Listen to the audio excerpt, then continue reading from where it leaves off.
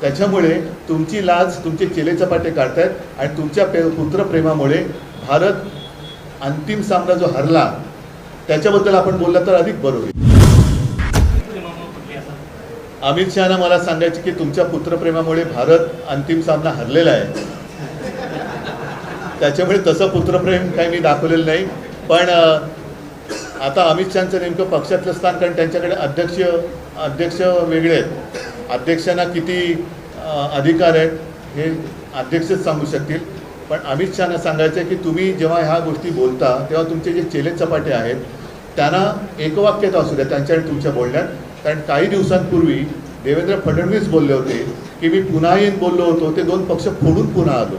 त्याच्यामुळे तुमची लाज तुमचे चेलेचपाटे काढतायत आणि तुमच्या पुत्रप्रेमामुळे भारत अंतिम सामना जो हरला त्याच्याबद्दल आपण बोलला तर अधिक बरं होईल.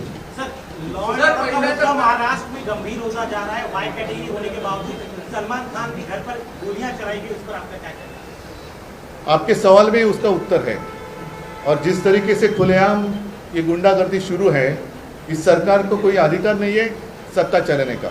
एक तो हम कहते कि ज्याला मराठीत घटनाबाह्य सरकार म्हणतो तसं घटनाबाह्य सरकार आज सत्ता चला रही है.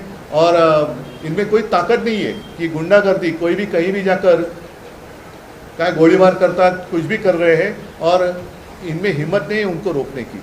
सिर्फ इतना कहना ठीक है कि कोणी जरी असला तरी कायदा हातात घेऊन देणार नाही. अरे तो पहिला कोण आहे, आला कसा, ऐसी गोलीबारी करके जा कैसे सकता है. मतलब इनका कोई ध्यान राज्य पर नहीं है. कोई भी कुछ भी कर सकता है और तो भी इनको वोट चाहिए.